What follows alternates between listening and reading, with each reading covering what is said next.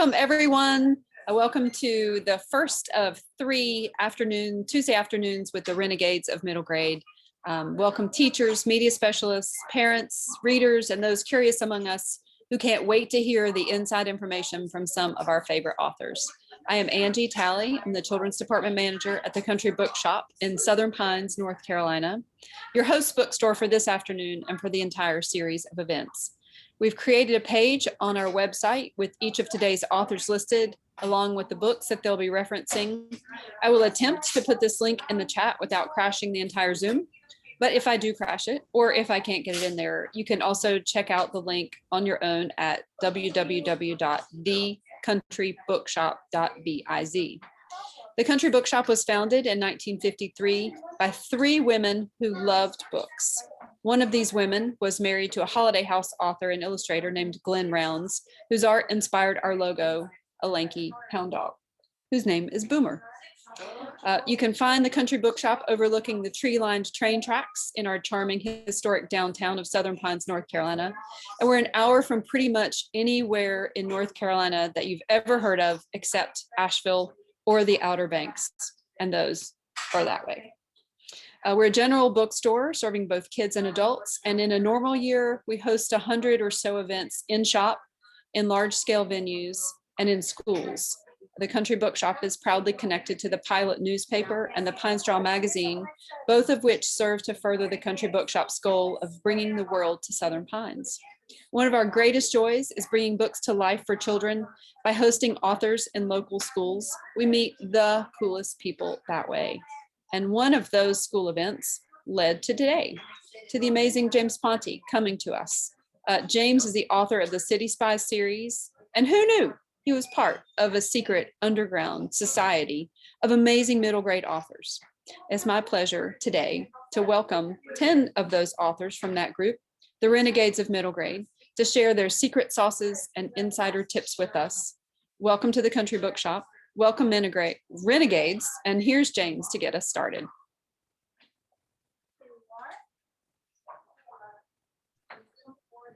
Am I unmuted now? Okay. Hello, everyone. It's great to see you and talk to you.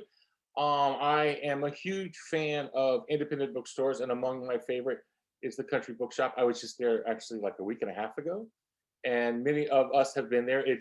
There's a table everyone signs, and I tried to sign next to all my friends' names in bigger printing. And I am excited to be part of this group with some of the best writers I have ever met. You know their names, you know their books, they're quite exceptional. And we decided that because we love independent bookstores, but most of all, because we love teachers, and teachers have a little time in the summer, that we would have this event if any of the teachers and librarians wanted to get on, and of course, if any students or other avid middle grade lovers wanted to be part of. And so we're calling it the Summer Series, and we are breaking down the writing process into three groups. And each week, 9 or 10 of us will get together at this time, Tuesday at 4, to go over them. And we're doing it in order. And so the first step, of course, is probably the question, at least that I get most often. I don't know about everyone else, but whenever I'm at events, which is, where do ideas come from? Where do you get your ideas for your books? So we're going to talk about that. But right now, I want to kind of introduce you to the rest of the panel. I'm going to go in the order that I see them on my screen, so it may be different than yours. So you guys can shake or wave or do whatever. We have Jake Burt, author of many great books. Hello, Jake. Booki Vivat, who is late on the deadline, so we feel bad. We want to all rush so that Booki can get back to writing. Jarrett Lerner. Jarrett is the most popular social media presence in middle grade that I've ever come across. So we're here just to ride his coattails. Wendy Mass, who is apparently our hero because everyone joined the session today with the name Wendy Mass on their screen. Janae Marks, who is a superstar already on one book in. She's going to talk about her second book. Max Brallier, who accidentally got invited. We weren't really intending to invite Max today. Talking to us today from a holding cell somewhere in the Pacific Northwest is Beth McMullen. Beth is with her kids at snow skiing camp in the summer, which sounds like a story unto itself. Erin Soderbergh Downing is joining us from, I believe it's Minnesota, right? And then, of course, Kate Milford is coming to us from New York. So we have writers from all over, people from all over. But like I said, where we want to start, where the question we most often get is, where do you get your ideas? And so what we thought would be a fun way to start this would be to talk specifically about where the ideas for one of our books came from. Because she is in a camp somewhere, Beth McMullen doesn't have a copy. Her book is Lola Benko Treasure Hunter. So I am showing that. And Beth, why don't you tell us about Lola? James. Thank you, James. I'm terribly unprepared for this. I'm not at home. Clearly, I'm with this strange plant. It's all good. Flying by the seat of my pants the way that I do everything. I love this question about ideas because most of the time when someone asks me, I have to kind of pull together an answer from various thoughts I have about a story, and they come from different places, and it's never super clear cut. But with Lola Benko, it's actually a very easy answer, which is I'm super excited to share it with you because it's like a coherent, simple answer. I used to, when I was a kid, my father and I would listen to radio serials like The Flash and Green Hornet that were popular in the 1930s and 40s when my father was a child. And I loved these. They were radio. So, you know, it was all like the imagination in your head, the images, but they had like great drama and, you know, high stakes. And I was totally addicted, and I would just lie on the floor next to my dad and listen to these great stories. And I remember very distinctly seeing Raiders of the Lost Ark, the first Indiana Jones, which Steven Spielberg and George Lucas said they had drawn from these radio serials of the 30s and 40s for the flavor and the feel of that movie. And I connected with it immediately. And I think it was because I had been listening to these radio serials when I was younger. And there's a very specific scene, and some of you may remember it if you've seen the movie. And it's when Indiana makes his way to Nepal to find Professor Ravenwood, who may have the medallion that he needs to find the location of the Lost Ark. And when he gets there, he finds Marion, Professor Ravenwood's daughter. Professor Raven has died in the interim years, and she's stuck in Nepal in this bar, trying to get money to get home. And they have this conversation, and Marion says to him at one point, and I'm paraphrasing here, "Do you know what you did to me? I've been dragged around with my father all over the world looking for his pieces of junk," meaning the artifacts that he was collecting as a professor. And for whatever reason, even as a kid, when I saw the movie on the big screen for the first time, that really stuck in my head. And I thought, really, what was that like for her as a kid to be with this crazy archaeologist dad who's dragging her all over the world looking for his treasures? And when I was thinking about a follow-up for Mrs. Smith's Spy School for Girls, which was my first middle grade series, I kept coming back to that scene. I kept coming back to that, what if there was a modern Marion who's 12 years old, whose dad is kind of a dorkier version of Indiana Jones who keeps getting himself in trouble, and she has to be the one who is saving the day. And that's where Lola Benko came from. She's been all over the world. She's gone on crazy adventures, and that means in some ways she doesn't have a normal childhood. She doesn't know how to relate to other kids. So not only are you getting to be with her on her adventures, you're getting to see her try to figure out how to make friendships and how to relate to other children, how to go to a normal school. It was so fun to write. The second one in that series, called The Midnight Market, which picks up the adventure where the first one leaves off, is coming at the end of August. So that's where that idea came from. It's like an easy thing to tell, and I'm so psyched, and I can't wait to hear everybody else's. Like, I'm just as excited as you guys to be here. So there you go. All right, that's great. I love that book. Next we have Jarrett. Jarrett, why don't you tell us about Hunger Heroes? All right, so I'm going to talk about my graphic novel. It's actually coming out in October. It's called Hunger Heroes, the first one in the series. This one's called Missed Meal Mayhem. And I find that ideas for books, I have to like lay the groundwork. I have to be doing certain things in order to get good ideas. I have to be reading other people's books and sort of be around other great ideas. I have to be paying attention to the world around me. I have to be present when I'm not busy reading or writing. I have to be sort of a sponge and gathering information about real life. And I have to have my imagination in good shape. I have to make time every day to sort of push aside all my distractions and worries and thoughts and just sort of clear my head and let my imagination wander. And if I do those three things enough, I sort of lay the right groundwork. And my brain and imagination are sort of ready to find an idea. And then I find that all my stories start from the question, what if?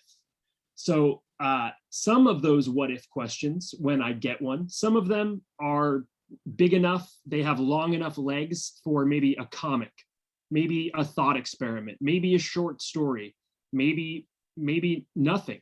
Some of them are big enough, they have long and strong enough legs to last for a whole story, for maybe a whole series of books. So Hunger Heroes came to me when I was sitting at a conference in Kansas. And I was extremely hungry. It was probably like about time for my second breakfast. I was very hungry. And the organizers of this conference had made the mistake before the session I was sitting in of letting us know that they had ordered Mexican food for us for lunch.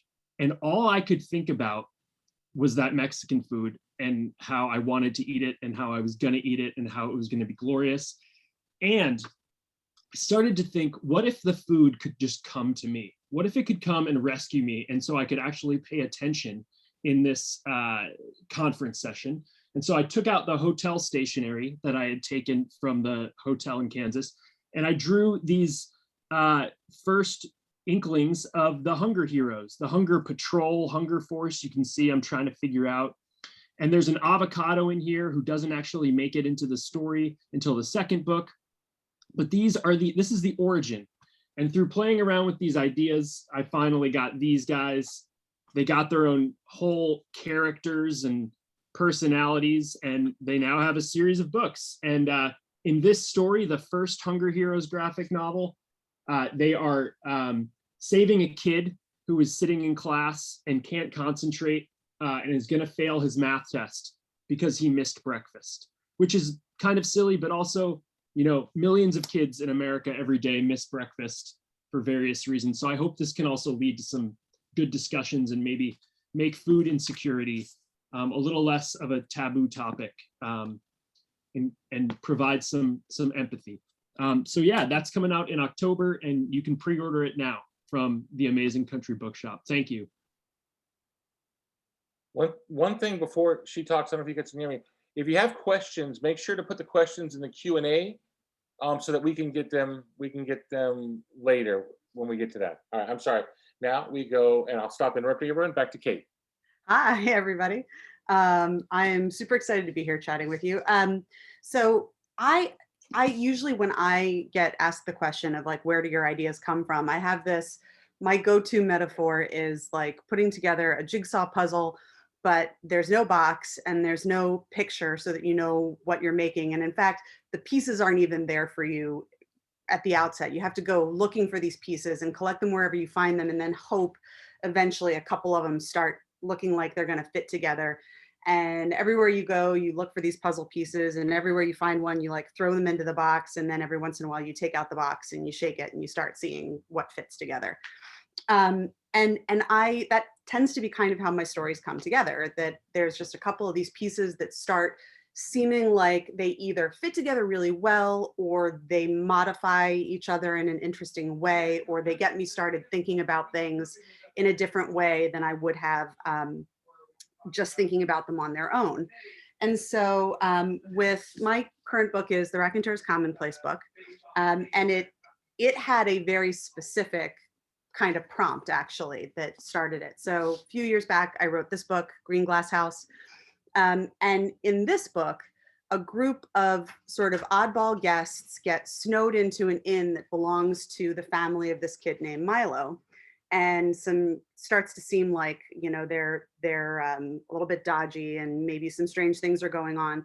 And one of the guests at the inn loans Milo a book called The Raconteur's Commonplace book, which is itself a book of folklore set in this city called Nagspeak, which is where this guy takes place. And in this book, a group of weirdo guests are flooded into an inn, and to pass the time, they start telling stories. And little by little, the stories give things away about these different guests. And you begin to see a pattern emerge, and you begin to realize that something strange is going on in this inn. And so when Milo over here reads this book, he gets the idea that he's going to start asking the guests in his inn to tell stories, hoping that they'll drop some clues. So I wrote that book. I think that came out in 2012 or something like that.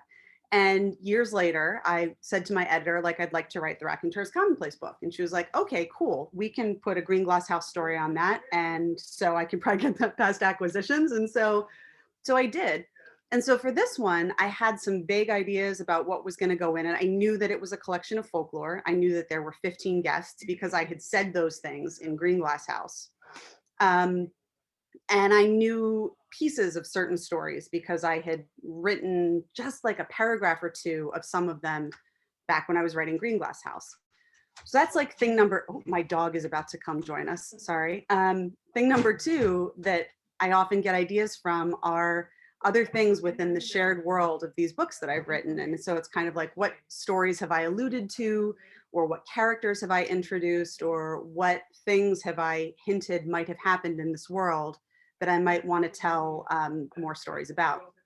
And so I started looking like what puzzle pieces, what things am I really interested in that I might want to bring into these stories? What kinds of stories might these different characters tell? And that's how that sort of started coming together.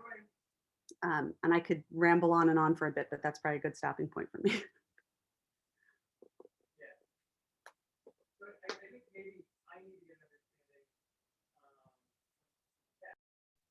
Now let's go to Booki. And Booki, why don't you tell us about the Frazzled series? Okay, so I'm loving hearing everyone's stories about how their origins like happened and how their ideas happened. So for me, I think that I'm the author of this book and this book series called Frazzled. And the way that Frazzled kind of came about was a little bit unexpected because it kind of started from doodles a long time ago. So I was like a kid who always liked to doodle, but didn't consider myself an artist or really a storyteller. I just knew that I liked to doodle so much that doodles kind of would take over my homework assignments. They take over my papers, and they even took over my school schedule planner book. And so I started keeping these like planners, and you can see there's like a whole bunch of them here over the years. And in my planners, I kind of go through my daily life and draw what I'm feeling. And oftentimes that involves being very frazzled, I would say. So I kept doing this for years and years, didn't really show anyone, didn't really think, I was just doing it for myself. And then an editor one time was looking through one, and she flips through all the pages and she sees a picture that I had done in a really dramatic moment. I think it was a picture of me being crushed by a bunch of words, and it said, "I live my life in a constant state of impending doom." And she looks at this photo of this girl who is basically me and says, "That's our girl. There's a story here." And I think that was the first time that for me, because I didn't think I had any stories to tell. And so to hear someone say that, and then to sort of think about, who is this character if it's not me? And why is she feeling this way? That was kind of the origins of Frazzled. That's great. We're going next. We're going to join up with Janae Marks. Janae's going to talk about A Soft Place to Land. Yeah, hi everybody. So when it comes to ideas, they definitely can come from anywhere. For my debut from the Desk of Zoe Washington, It came from listening to a podcast and my interest in learning about something that I didn't really know as much about, which is, wrongful convictions. But for A Soft Place to Land, this actually came from a more personal place, sort of maybe similar to Booki. So basically this story tells the story of 12-year-old Joy, who in the very beginning of the book moves into an apartment building with her family after she's had to sort of abruptly move out of her childhood home that she's lived in her entire life because her dad recently lost his job. And this story actually is something very similar that happened to me, except I was 17 years old at the time. My parents got separated, which is different than what happens to Joy's parents. But we did have to leave my childhood home and I moved into an apartment with my mom, and it was really hard. And it was definitely one of those moments in your childhood, even though I was almost, an adult at that point. I think I might have been 16 or 17. But it was one of those moments that really, impacts you, and, you like all the feelings and things that you went through that year of adjusting to this new life, really had a long impact on me. And so I think it was always something that I thought about exploring in fiction, just those feelings of having to be in a new place and not really feeling at home, and how do you deal with that? And so I decided to put that into a book for middle school kids. So this came from a very personal place, and from there I kind of took it into a totally fictional direction. One cool thing that Joy has in this book is she makes a new friend in the building, and they discover this secret hideout. And I unfortunately did not discover a secret hideout in the building that I moved to with my mom, unfortunately. So I definitely took it to a more fun direction from there. But a lot of the emotions and feelings that Joy experiences come from, a lot of my memories and personal experiences. So I definitely think that is another way that authors come up with book ideas, is if wanting to kind of think about, and use words and novels to kind of maybe revisit some of your own feelings and emotions and try to figure them out even as an adult. So I think that one of the things that certainly a lot of us do is try to make a better version of what happened. Right. So that's kind of, sure. It's like, exactly. Would have been great if you had found that room. So no, totally. Yeah. Although this next book is not a better version necessarily, it's kind of an end of the world version. Max Brallier talking about Last Kids on Earth. I just want to talk about Raiders of the Lost Ark. That's also a good topic. That's all I want to talk about now. And Beth started talking, then I was like running around my office. I'm seeing Raiders this weekend on a boat. Like there's like a lake that's showing Raiders of the Lost Ark on a boat. And then like I went over because I have the Mad Magazine of Raiders, and I have the original like novelization comic book thing. Max is my new hero. You're my new hero now. I also have the most ridiculous thing. Sorry. Okay, I know we're not doing what I'm supposed to be doing, but I haven't used it yet. Never on task. James has seen this, but I have a candle of him, and when you light the candle, it melts, and he's all red inside, and it's like face melts. But I haven't done it yet.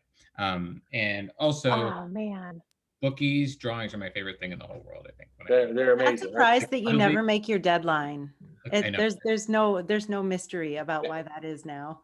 Max, how depressing was it to see Booki say that she wasn't an artist and then see her little notebook? I know my notebook is just like amazing.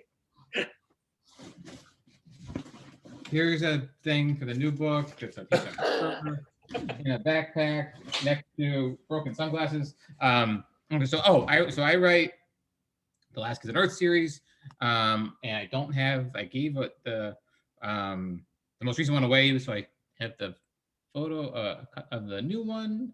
It comes out in September. Last Kids on Earth in the Doomsday Race, and so I got the idea for Last Kids because I wanted to do.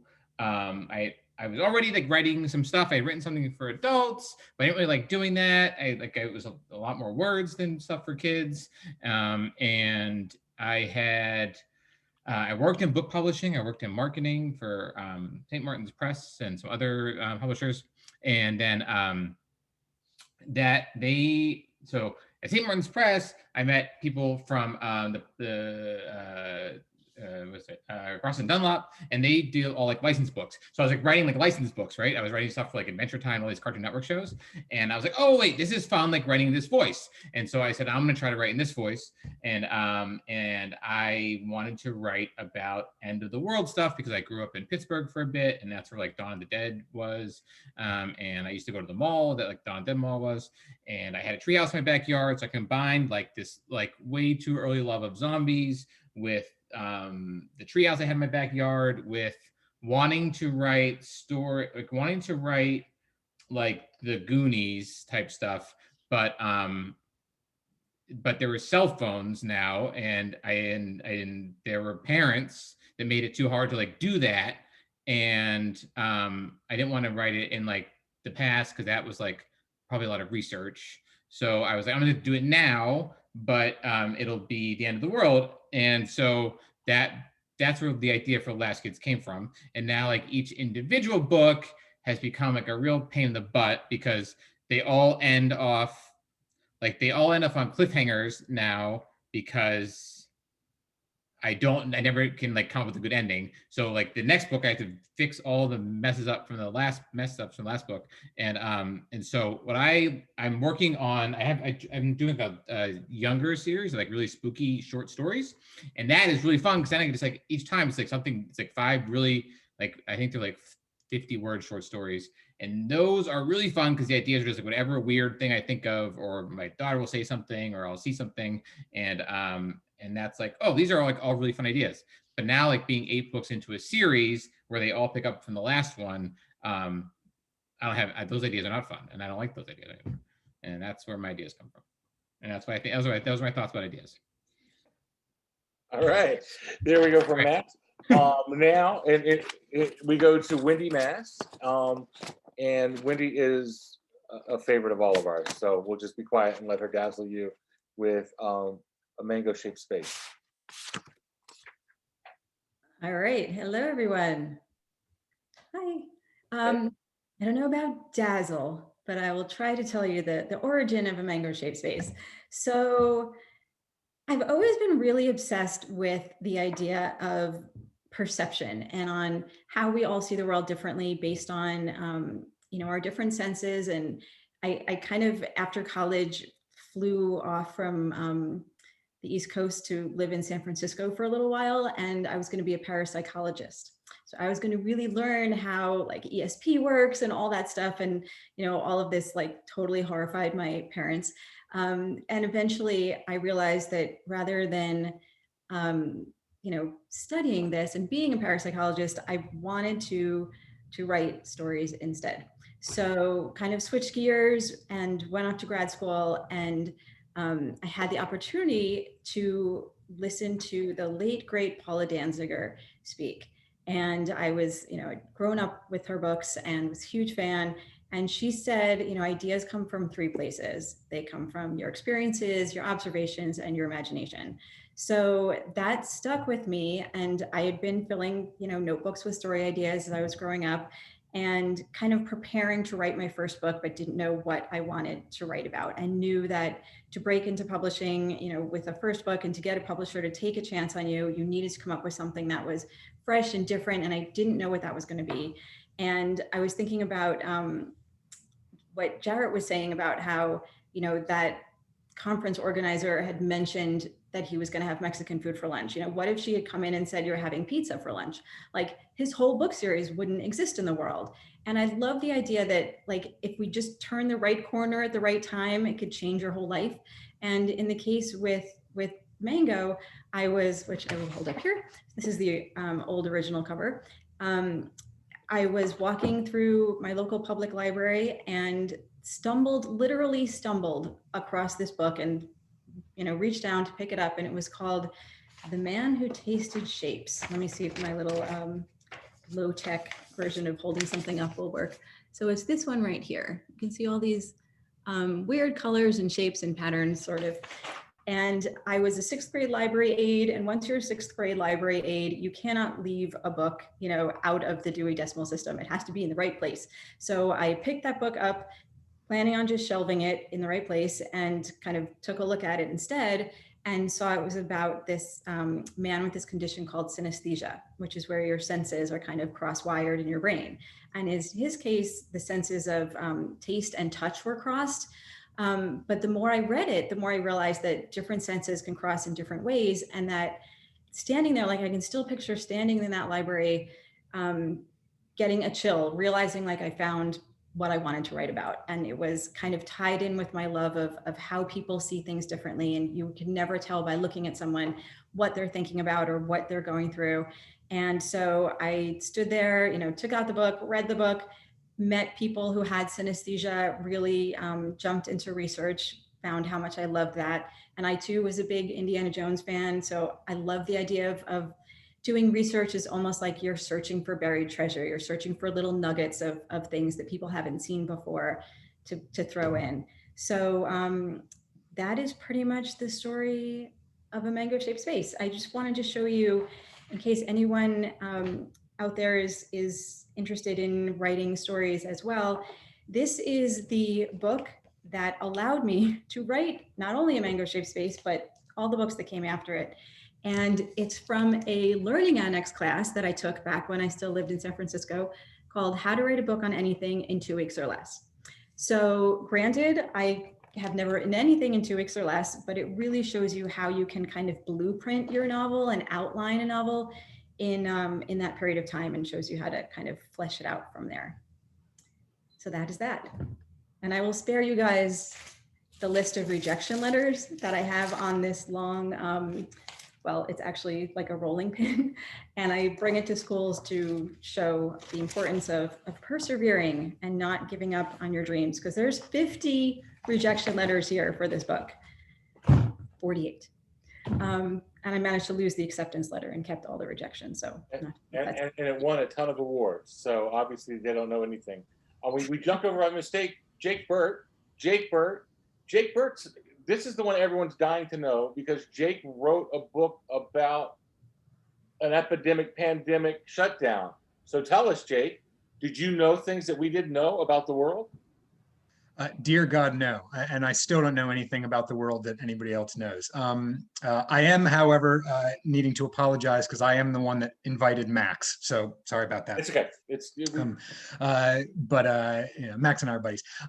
So yeah, the idea for Cleo Porter and the Body Electric, it does involve a pandemic. It's in fact about a world that's post-pandemic, where in order to save civilization, everybody who survived the pandemic, which is 1% of the world's population, had to move into a hermetically sealed building.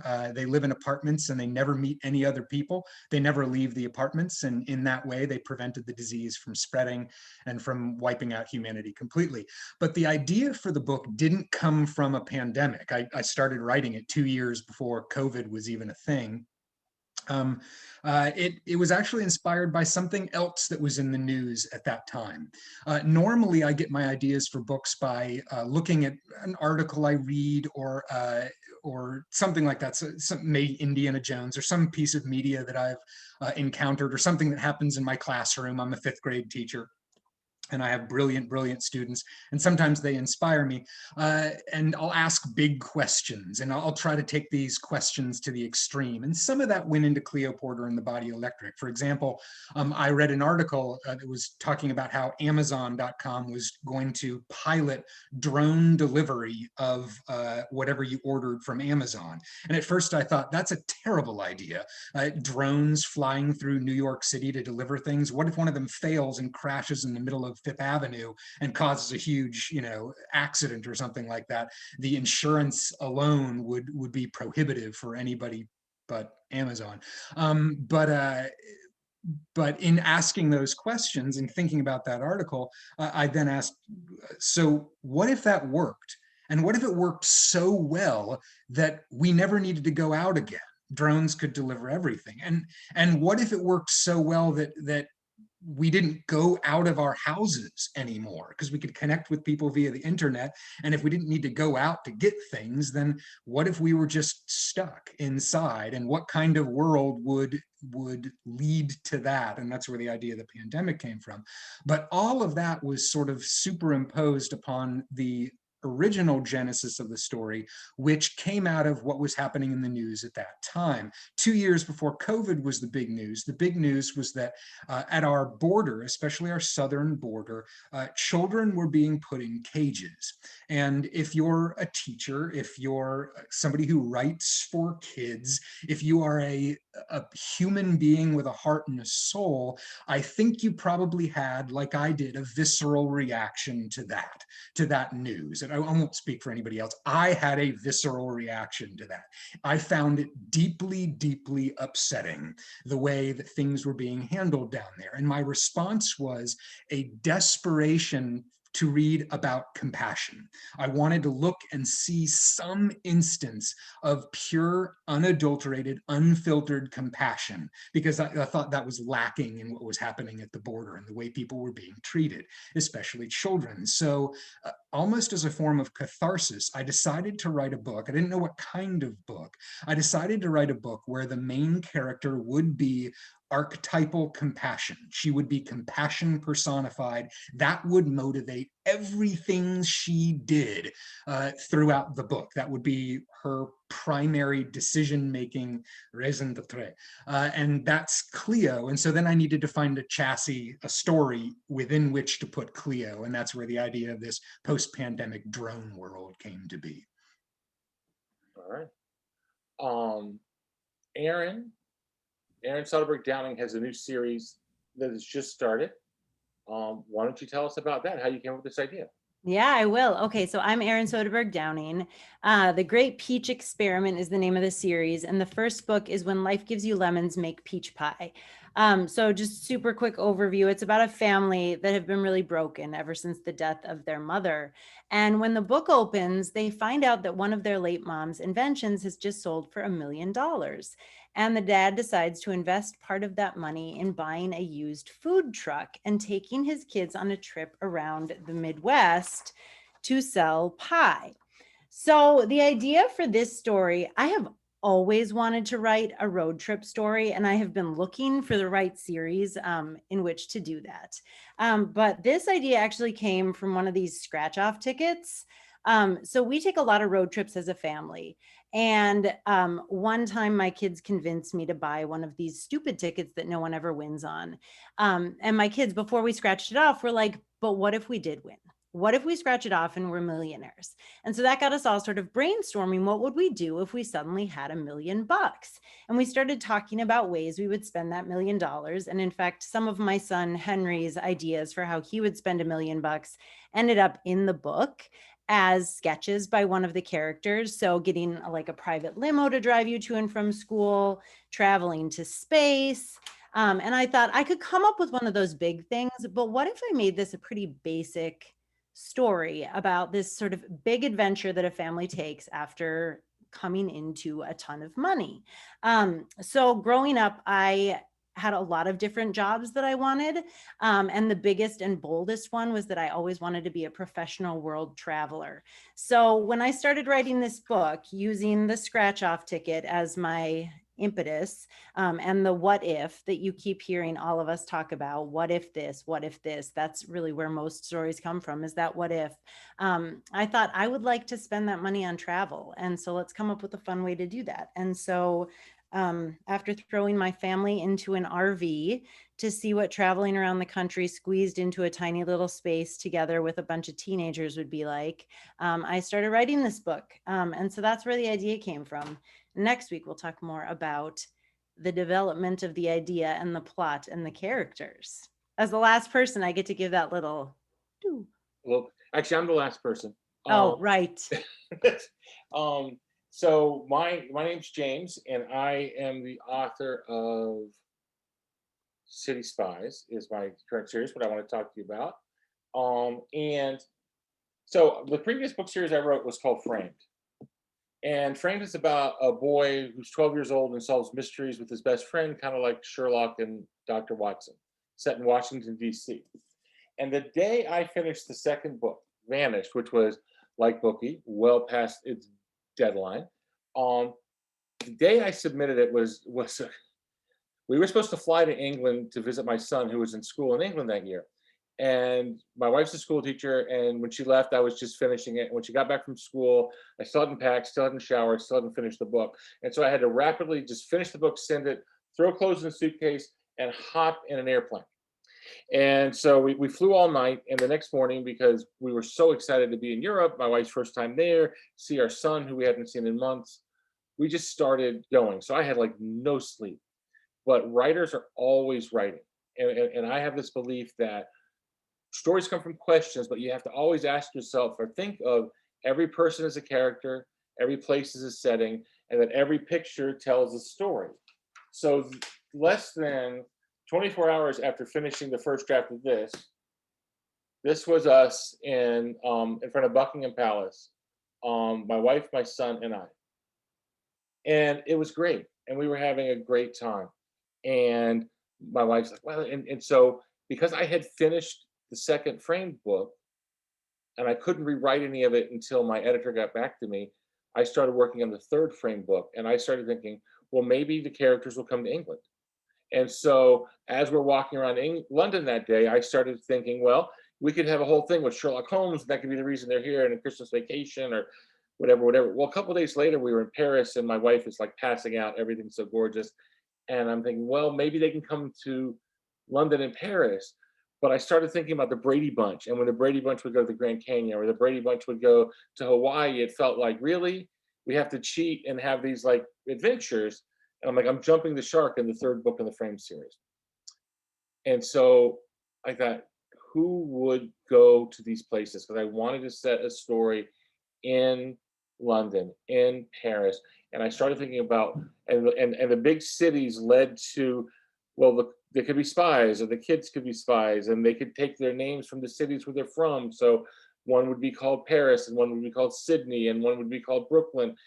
And all of a sudden, the asking of questions of who are they and what would they do and why are they all around, you keep asking questions until they end up with a question that for me can only be answered by a 300-page book. And that's when you start writing. And it's like, I had this idea for these kids and these spy missions going around the world. And so for me, that's where the story came from. But I think for all of us, it's really interesting because these are all great books, successful books that have found audiences, all came differently, but most came somewhat with a sense of questions. Or, you know, as Wendy said, either your imagination, your experience, or your observation, and they all come from those. I want to follow up while we still have some time, and then we'll get to your questions. I would like to ask Jarrett and Booki a question, and you guys can talk back and forth. So if we can make it so they both on the screen, that'd be awesome. I don't know if we have that technology or not, but both of you, illustrations are such an important part of what you write. I am wondering, you talked a little bit of, I guess both of these your stories started first with the illustrations before the stories. Is that right? Is that always the way it works for you? Go ahead, Booki. So with Frazzled specifically, because it started from these doodles and I was then asking questions of what the story was afterwards, I think that a lot, like doodling and drawing became a really big part of the creative process for me. So I actually tried to write the book just with like in a more traditional way, just writing the entire book first and then I'll throw in illustrations afterwards. But I gave it to my editor and she was like, oh, this is great character development, but there's something missing here that isn't capturing the like feeling that we had when we looked at your planners. We want to capture that feeling. So I literally had to scrap that whole draft and start over. And then I think when I sort of looked at the process differently and I started writing and drawing at the same time, it happened, the story kind of came out a little bit more organically. And so a lot of times when I would be stuck on a part of the story with writing, I would decide to draw something instead, or draw how she was feeling instead. And that would kind of help propel me through the whole story. So it was kind of like a like organic mix that wasn't like some parts I think I wrote a lot more first and then I drew, other parts I think I drew mostly and then I figured out what words fit best with it afterwards. So it just kind of was kind of like a tag team of writing and drawing together. Yeah, that's interesting. I like that organic mix and tag team idea. That's exactly what it is for me. I start and write all my books in notebooks because when I'm writing stories, my brain sort of feeds me words and pictures willy-nilly. And so it's harder for me to switch from a computer to a notebook. So I do all my first drafts in notebook. And they sort of just like sometimes give way to more drawing, sometimes comics. And I just do it all, get it out, words, pictures, everything, the whole mishmash. And then the second draft and third draft and fourth draft and fifth draft, et cetera, is figuring out the form. does it need any pictures? Does it need exclusively pictures? Is it a graphic novel? Is it an illustrated chapter book? So for me, it's a mishmash, organic, chaotic jumble. And then there's always a point in like draft 2 or 3 or 4 where I'm like, what shape does this book need? How many pictures, how many words? How can I best tell this story? Is it, mostly text like these books, or is it a graphic novel? So yeah, that's similar how it works for me, I think. All right, that's awesome. Let's bring on Max and Erin. With you guys, what I'm wondering is, both of you are writing series, and so I'm wondering, I think you both knew that at the beginning that it was series, but I don't mean to speak for you. But how is creating an idea that lasts for more than one book maybe different? And do you have to weigh that in consideration at your formation stage of the ideas?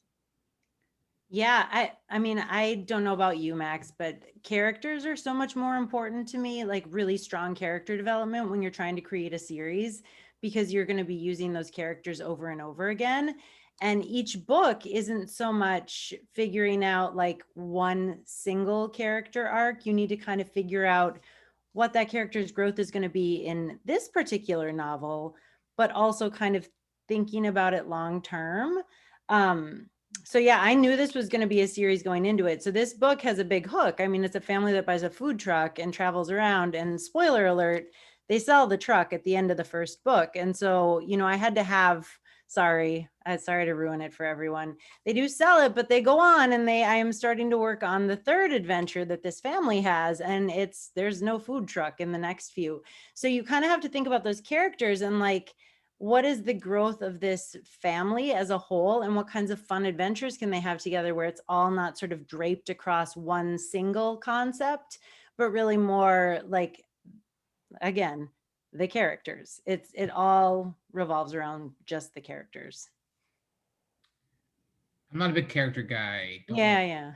I'm trying. So like when I first started doing Last on Earth, like it was the Penguin. I was at a 2-book contract, and it was like, so I had an idea for 1 book, and I was like, I'll figure out a second book when it's time to figure out a second book.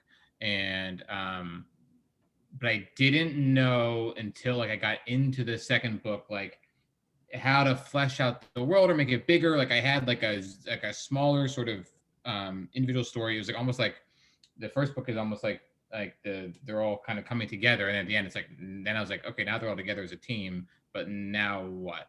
And so I started thinking about that, and then it wasn't like the 4th book when I was like, oh wait, like what if I want to like do like 7 of these, like then what do I do?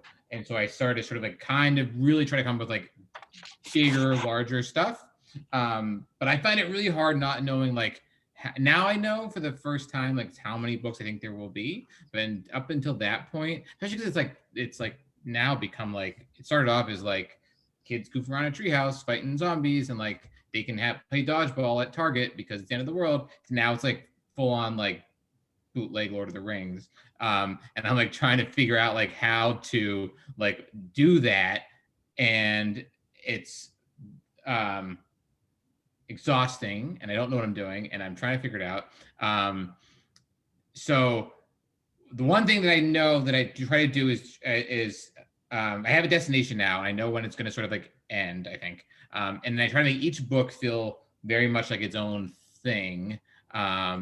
So like I don't want anything to be like, oh, it's just like like continuing it, not like it's like my favorite episode of The Sopranos is College, because it's like it feels like it's like a little movie, and like it's like it goes up off at school, and it's like it ends. It's like a beginning and end. And I don't have endings, but there's beginnings, and so I want them all to feel like the new one is like all takes place inside a shopping mall. And it's like, this is like the shopping, in my head, it's like, this is the shopping mall book. Or this is the one that's like, one was like, this is the one that's like Temple of Doom. Or this is the one that's like something else. And so I try to think about each one as like its own little self-contained thing, and then plant the like seeds for the character stuff, so that like when I get to the end of the book, it's not like, oh, now where do I go with these characters? I'm in a That is corner. the trick with series, is you have to make sure they each stand alone, because there's kids reading it at the library, and you want to make sure that if they're picking up number 4, because that's all that's there, it's satisfying on its own. Yeah, But yeah, and it's like fun to have a larger arc.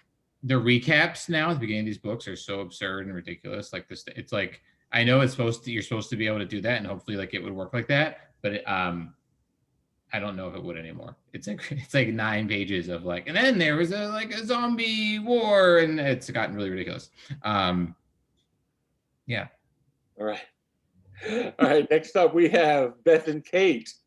Both of you guys write mysteries, and I'm wondering how a mystery with a solution and clues factors into the origination of an idea. If you know at the beginning already how that mystery is going to pay off, or if you find your way. Go for it, Kate. Okay, thanks, Beth. I sort of resist planning as long as I can, and I had a long run where I got away with this with my sainted editor for so long, where I'd be like, here's like jacket flap copy about what I would like this book to be, but no spoilers. And we both kind of never discussed it, but we knew that's because I didn't really know how it was going to end. And then for more recent things, I've actually had to start writing like synopses for proposals, because I've like some of my more recent, the things that are coming are very different and like not set within the same world. And I'm discovering that maybe there's a second reason I've resisted planning, which is that I'm really bad at writing synopses. I either like go way too far, like, because in my mind, it's like if I have to write a synopsis, it's because I need to prove to the person who I'm trying to get to let me, to buy this book, that I know what's going to happen. So then I feel like, and then there's going to be this, and then there's going to be this. And see, I know all the things that are going to happen. You can trust me. I might change them, but look, if there's a beginning, middle, and an end. And lately my agent has been like, yeah, but I don't think they really need to know all that. Can you just write something that's more like jacket flap copy? And I'm like, well, I don't know what to do here. Because the truth is, I like figuring out things out as I go. Like, I really like having some of the experience of solving the puzzle as I'm writing, because that to me is, it gives me a little bit of the fun that the reader will have. And also because sometimes I feel like I'll get partway through a book and I'll get stuck, and it's because I don't know, there's something missing and something I don't know. And oftentimes, to come back to what Erin said, like it's a character thing, like there's a character development piece that's missing, there's a relationship that's missing. And sometimes it's like there's something bigger that's missing, some little one of those puzzle pieces. And so sometimes I don't know what those things are until I'm working on it, until I'm puzzling through it. And sometimes I think the things that have made my books work best, the most memorable things about them for readers, are things that have come along, like that have come up as I'm writing. So I don't know, but also the other thing is every book has sort of been different that way. Like every single one has been a little bit of a different experience in terms of what I've known going into it and what I've figured out along the way, and how much things have changed from what I thought I was writing going into it. What about you? That's a really good point. I kind of feel like I think best when I'm doing the writing. So for me to come up with a detailed outline of everything that's going to happen in advance, never going to work. And I've tried it. I have sold books on very detailed outlines, then I immediately abandoned, much to the horror of everybody at the receiving end, who thought they were going to get one book, and then I deliver them something that's totally different. Fortunately, they're like, okay, this is good enough, we'll take it. But I work stuff out that way. And unless I'm actually writing, I'm not going to come up with the ideas. I'm not going to go through the turns and twists. I'm not going to be able to figure stuff out. So I have come to this grudging acceptance of myself as not an outliner. I fly by the seat of my pants on most of my work. Sometimes I'll have a final scene. I'll visualize that final scene, so I'll write that in advance. And then I might be moving toward that. Doesn't always make it into the book. Sometimes the final scene doesn't fit anymore by the time I get to the end. So I gotta, get rid of it. But I think mysteries, what happens to me is I make a tremendous amount of work for myself in revising. Yes. Because I'm just, and Kate, we have talked about this on school panels before, where you're just going gangbusters to the end and there's stuff that you're grabbing from all over and it's total chaos. And then you get to the end and you're like, I am done. I have a draft. And then you go back to the draft and you're like, wait, what? Oh. There's all these things dangling and it's kind of a mess. And you've got to like shape it, you know, pull things out, put things in, make things connect. So you can bang through a draft really quickly, but you end up with a mess that you then have to spend more time on revising. And we've had this conversation with authors before where people who do write a very detailed outline and do stick to it, who write mysteries, they do a lot of that work on this end, where writers like Kate and I will do a lot of the work on this end. So you're doing the same amount, it's just it's a slightly different process. But a lot of the fun, like Kate said, is that you're revealing the mystery as you go along, which is exciting as a writer, because you'll write something and that'll spur an idea, and then you'll be off on this crazy direction that maybe you wouldn't have foreseen otherwise. And I do really like revising. Like that is a thing where like it's as you say, it does make a ton of work at the other end, but that can be really fun too. Right. All right. Next up, we will have Jake and Janae. I have an odd observation about their books that may or may not be accurate, but I'm going to throw it out there. Both of you are talking about books set in large apartment buildings with a wonderful female protagonist who uncovers something and must venture out. And so in a similar ABC, in a world where we only look at plotting, there's similarity, but in actuality, they're very incredibly different books. But I'm wondering about that. So both of you have books that start at one place and spin off in another direction. Is that, and I'm saying that, Janae, just based on what you've told me, because it hasn't come out yet, so I haven't got to read it. But you know, I'm wondering for you guys, is that a discovery along the way, or was that, even though it's not the beginning, is that thing that spun out really the beginning of the idea? Does that make sense? I don't know. Yeah. Well, for me, that spin out definitely happened in the process of writing the book. Usually I do like to have some sort of outline, but in this case, I outlined sort of one plot line. And then when my editor read it, we kind of decided, you know what, something's missing. We need to add something. It didn't have a mystery in it originally. So because Zoe was a mystery and, you know, like it had that kind of hook, she was like, it just needs something. So we decided to add this mystery element into it. And that's kind of where the hideout came. So it was actually something that came into the book in the second draft. So when I first originally came up with the book, I didn't even have that in there. So it was one of those discovery moments for me. And Jake? Yeah, and oftentimes some of the funnest parts about writing a book are as you're plotting out and you discover where the story is taking you. The bizarre metaphor I like to use for the way I build stories, and I am an outliner, before I start writing a manuscript, I have to have the whole thing outlined. And I think of my outlines as a marble run. If you've ever done a marble run, it's that thing where you start up at the top and you drop a marble down and it will go through a series of zigzags, pinwheels, and things like that until it ultimately drops in a cup or some like little container down at the bottom. And so what plotting the novel is like, once you've got the character, which is the marble, you need to figure out what sort of zigzags and things the character is going to go through to get to that end goal, to get to that cup at the end. And so I need to build the whole track. But the funnest part is when you decide, you know what, this part needs a pinwheel, or this part needs a loop-de-loop or something like that. And then you start doing that, and where your cup was, you situated it down at the bottom, your track is going this way. And you realize that the marble's not going to drop into that cup anymore.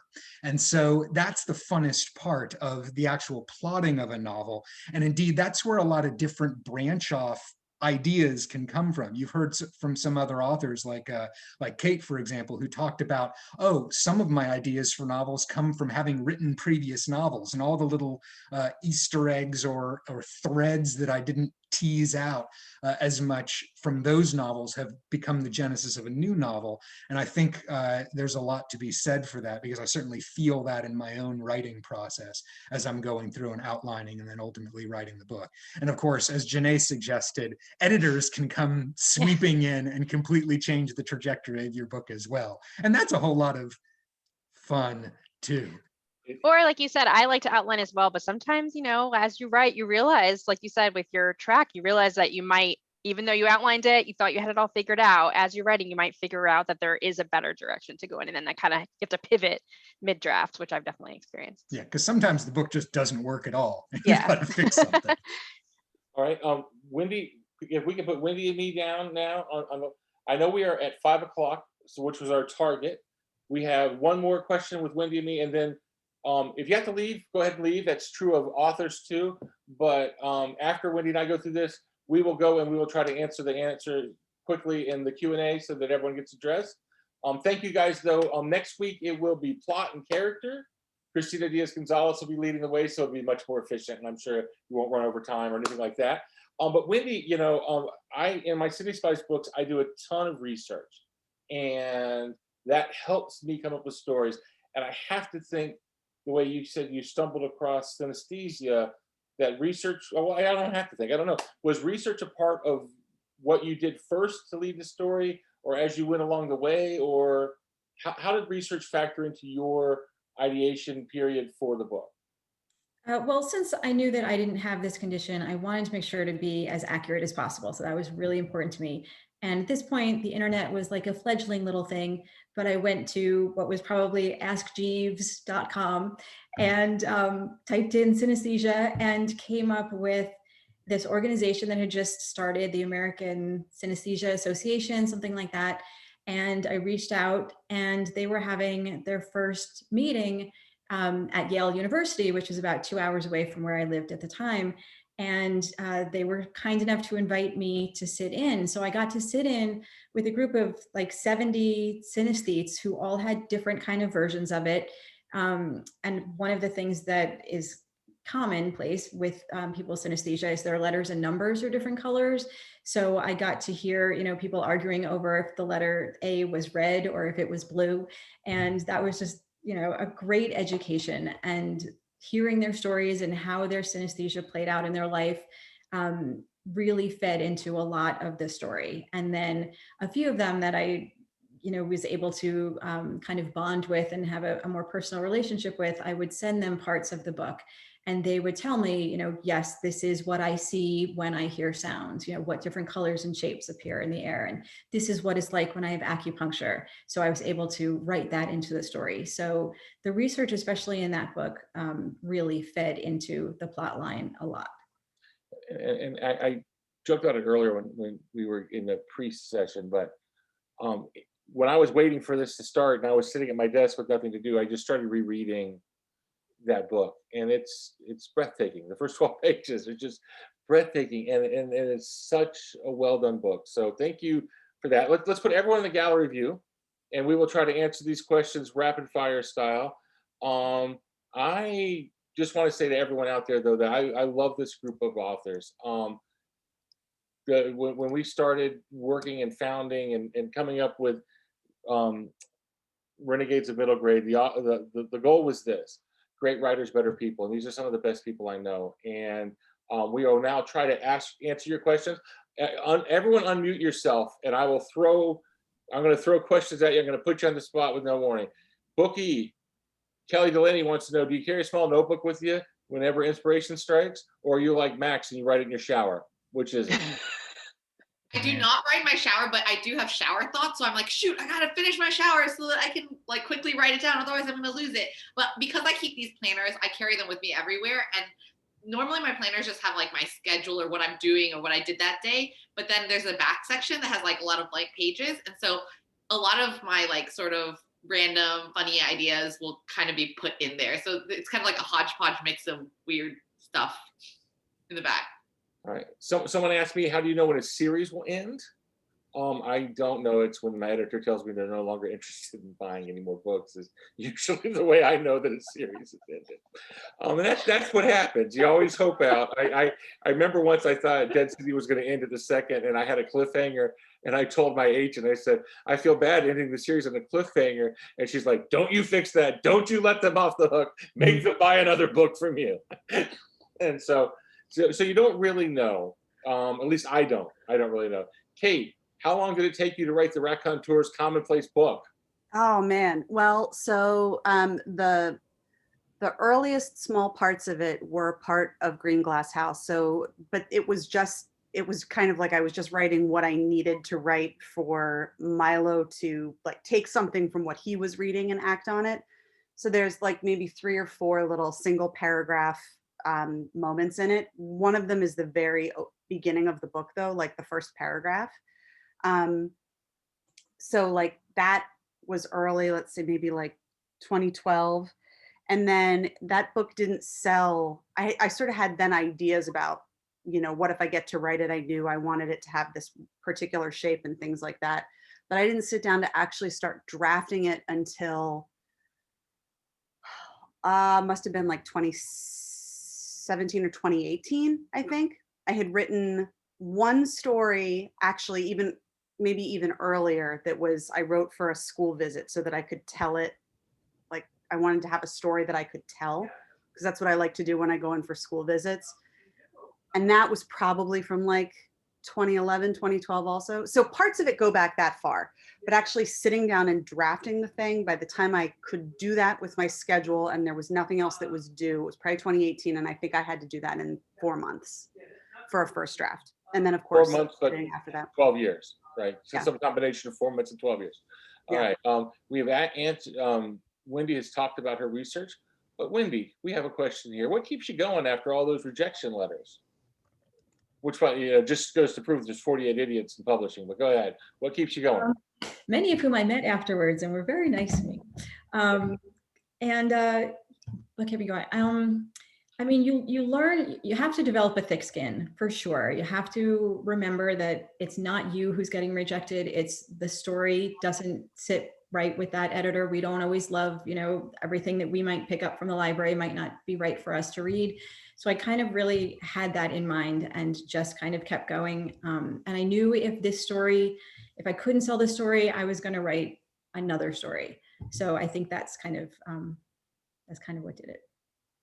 I think putting the rejection letters on a like a giant roll of toilet paper like you've done is also a good way to. Now, would that not be great toilet paper for authors? What author wouldn't buy toilet paper with rejection letters, just print it all over it? The way all Just a thought. Max, do you get suggestions to add certain things from editors? For example, I feel like a ton of books for grades 4 to 8 have another dead parent. Well, you have everyone in the world practically dead. So is that like a trend in children's publishing, or do they give suggestions, or are they pretty much leaving you on your own? Yeah, I guess, I mean, yes, though they write like half the book, I feel like, but I don't really get suggestions like that are like, I don't want to do that. It's more like, like I'm stuck on something and the suggestion is, what if we tried this? Or what if it was like this? Or, but I don't really get like, definitely not, no one ever says add more dead parents. So many dead parents. I think probably many of us would agree. I think editors are really great support, and they are our comrades, and it's not an adversarial. I hope no one thinks that it's not an adversarial thing. It's they want to solve it too, and they want to work with it. And and some, like with Jarrett, don't even give him deadlines. It's just like, hey, whenever it's good for you, Jarrett, just keep being magical, baby. That's great. With a negative, like an adversarial thing, and it was where the person who acquired the book left, and it was handed off to somebody else, and it was like not their thing. That was a long time ago. That's not fun though. That's more an industry thing That's than the way it should be, kind of thing, I think. Yeah, but well, I can chime in about the editor. As I mentioned, my second draft of A Soft Place to Land, we added this whole other plot thread, and it really made the book so much better. And it was sort of at the suggestion of my editor, and we collaborated on that. So I definitely agree that you can have really great collaboration and idea generating with your editor. That's the way it should be. That's what mine's wonderful. So I'm right there with you. This next one is addressed to Mr. Jake Burt. I've never heard him referred to that way, but I like that. Mr. Jake Burt, are you going to do a sequel to Greetings from Witness Protection? This person has read it 15 times. They keep looking for the clue for what they're missing. Mr. Burt is who I am in my day job, so that's perfectly natural to me. Like a lot of people, I use notebooks for my early ideas and stuff. In fact, here's the one that has a sketch of one of the drones from Cleo. There you can see my artistic skills. Within this notebook is the full plot line of the sequel to Greetings from Witness Protection. Whether or not I will actually write that book and whether or not my editor wants that book is another question entirely. But the idea for the sequel is completely in place. It just depends on whether or not I can pull it off or not. There we go. Someone asked me, do I tend to write trilogies or do I guess burn out after 3 books is the implication. I have done 3 trilogies, you would think, but literally today I signed the contract for book 4 of City Spies. So apparently I'm no longer a trilogy only person. So yes, book 4 is going to be, actually, I really love the plot. My wife and I, we were in North Carolina visiting independent bookstores across the state, had literally just left Country Bookshop, and we had a 3-hour drive, 4-hour, 5-hour drive to Asheville, whatever it was. And I told my wife, well, since we're driving, help me come up with City Spies 4. And my wife came up with all the good parts. So it's great. How do we, okay. Nikki wants to thank everyone. An anonymous attendee wants to know how we manage overcoming writer's block. Who is our writer's block overcome master? Who wants to jump in at that? I'll say that something really good is to ask your spouse, because my wife came up with the ending for the Engineered series. This book right here, I talked to her about the writer's block and I hashed it all out. And she said, oh, you just do this thing. You already set it all up. And I couldn't see it. I was too close to it. So I would agree. Ask someone smarter than you. Yeah, well, and even if they're not necessarily smarter than you, like sometimes my kids have terrible ideas, and so do I. Jarrett's wife is much smarter than him, though. Just for yeah. It's not even a contest. But the thing is, writing is so solitary. And so bouncing ideas off your editor or friends or your kids, even like terrible ideas, can lead you to think about it in a different way. Yeah, my spouse tends to come up with like all of the titles for my books. So kids at schools often are really cagey about like sharing their ideas with friends in the classroom because someone might steal the idea and write it first before them. And I think that's all of our fears, is that someone will write the book of our heart before we get a chance to. But the thing is, we're all coming at it from such different places that like more help and collaboration is only going to make your idea better, and no one's going to write it the same way. So yeah, that talking it out always helps with writer's block. I have another good suggestion too that helps me constantly, because talking it out is hands down the best way to do it. But another thing that you can do too, if you are just stuck on a particular spot, is it is okay to skip ahead to a point where you know what the next thing is, a section that you do know what's happening. Like if you don't know what's coming next, skip to the point that you do know, because all storytelling is cause and effect. And so if you know, you don't know what happens next here, but you know you have to get to this point. If you write this scene, it may help you figure out what is needed in the interim. I do a lot of skipping around because I don't know what I'm doing 50% of the time. But if you know where you need to get, sometimes having written that, you can work backward through the cause and effect. Kathy Drake, who I know and is wonderful, wants to know, so how do you decide whether you're writing first person or third person? Wants to take a crack at that one. Oh, I love first person because it feels super immediate, like the character is in my head talking to me. And I've tried to do third person and I feel a little bit too removed from my character, so it doesn't feel quite as genuine and authentic to me as first person. I also write first person present, which is kind of strange. It's not a super common or popular way to do it, so it's all very immediate. It does box you in sometimes so that you're stuck in the actual moment and you can't be looking forward, looking back. But the authors that I've talked to, it's really a personal preference. And when you try to shove them away from that, it's hard. It's like having a very, having a habit that you just can't you can't break. I love to read. I love to read books that are done in the other ways, because I find the craft of being able to do third person and all these different ways that you can do it really interesting and enjoyable, but very hard, a very big struggle for me to do it myself.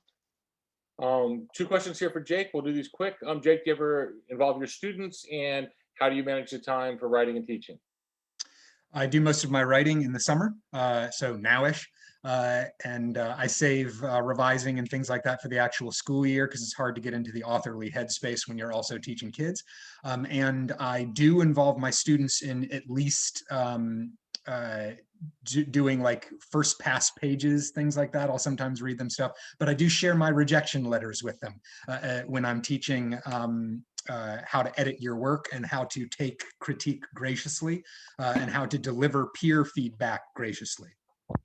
Jennifer wants to know how the Renegades met. It was prison.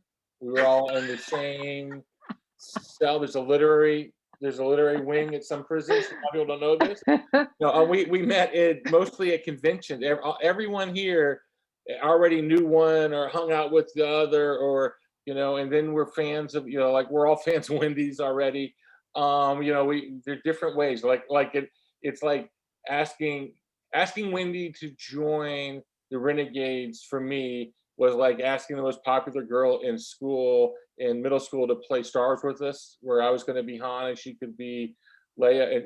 But unlike that girl, Wendy said yes. So it was that kind of torturous event. And then the last question, and this is my big question from it too, Booki, what was your editor doing looking at your planners? That's kind of like a little personal and a little in your space. Can you illuminate that situation? Yeah, so I used to work in children's publishing, and I had always done these planners and didn't show anyone, but I think I left it out on my desk or someone, and I have very friendly, nosy coworkers, and so they saw my planners and kind of started I worked in the publicity department, so publicists talk a lot, and they kind of spread the word in-house that I had these illustrated planners, and eventually people just started asking to see them, and things got passed around. I honestly didn't think anything was going to happen from it. I had no idea. It was a total shock. I think the psychoanalyst version of Wendy would say that you did that on purpose, leaving it out in the open, but whatever, it worked out, and we're so lucky that happened. I just want to thank Angie and Kimberly and everyone at Country Bookshop for making this possible. I want to thank all of you for coming. Again, there will be 10, some of us and some different writers next week, talking about plot and character, and then another 9 or 10 the next week talking about revising and rewriting. If you want to know more about any of the books, you can go to the Country Bookshop, and all these books are available there.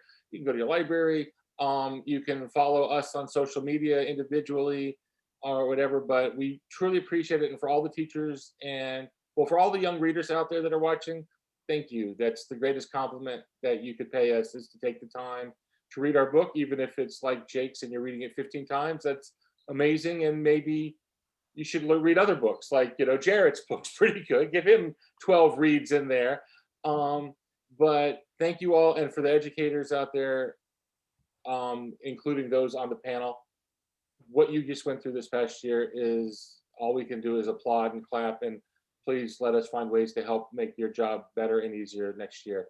Thank you so much for joining us. Angie, did you have anything you wanted to say before we left? Thank you all for joining us. What a privilege to be able to be a part of this afternoon. It was great to talk to you guys, and we will see you next week. Thank you. Thanks, everyone.